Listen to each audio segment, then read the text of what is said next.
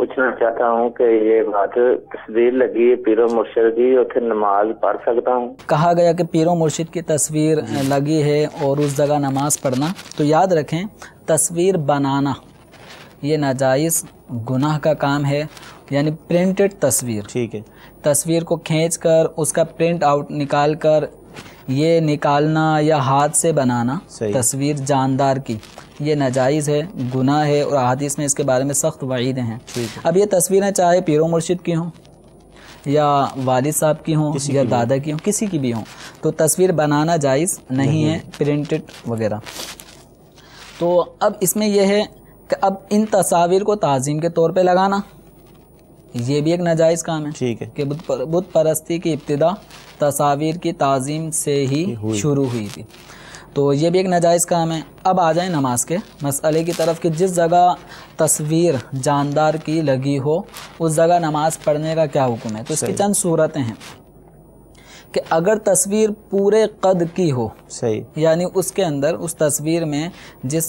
शख्सियत की तस्वीर है, जिस किस्म की तस्वीर है, वो पूरा उसमें मौजूद हो, उसका सर, उसका सर से लेकर पाँव तक ये पूरा वजूद उस तस्वीर के अंदर मौजूद हो, सही, और ये सर तापा तस्वीर ताज़ीम के तौर पर आवेज़ा हो नमाजी के सामने, ठीक है, नमाजी के सामने, अब चाहे वो दीवार पर हो या उसके सजदे की जगह पर सामने रखी हुई हो, या जिस जगह वो नमाज पढ़ रहा है मौज़े सुजूद सजदा जिस जगह करेगा उस मकाम पर वो पूरी तस्वीर हो, तो ये तस्वीर ताज़ीम के मकाम पर है और पूरी कद की है, सही, तो इस सूरत में नमाज अगर ये सामने है, पूरी है, ताज़ीम के तौर पर है, तो अब इस सूरत में नमाज पढ़ना मकरूह है, तहरीमी, गुनाह, ऐसी नमाज का इआदा करना वाजिब होगा। अगर तस्वीर पूरे कद की तो है लेकिन वो दाएं या बाएं किसी जानिब या पीछे की जानिब है और ताज़ीम के तौर पे लगाई गई है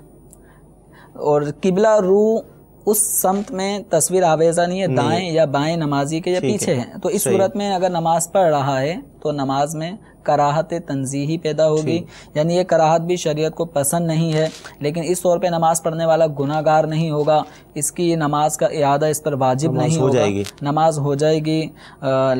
बेहतर है कि इस नमाज का इआदा कर लिया जाए।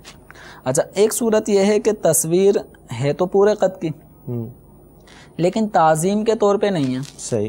मतलब पूरी तस्वीर है ऐसी गिरी पड़ी है, जैसे बच्चों के खिलौने भी होते हैं, बच्चों के खिलौने हो गए, वो गिरे पड़े हैं, तस्वीरें वो इधर उधर पड़ी हुई है, आ रहे होते, तो या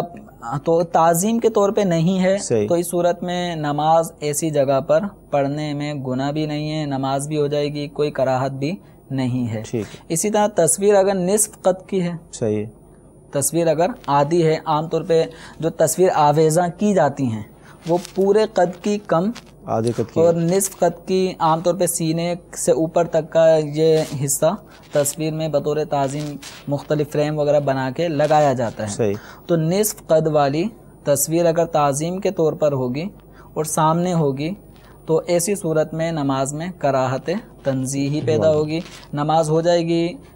लेकिन ये कराहत तंजीही भी मुनासिब नहीं है। इस सूरत में इस नमाज का इआदा वाजिब नहीं लेकिन इआदा कर लेना बेहतर होगा। ठीक।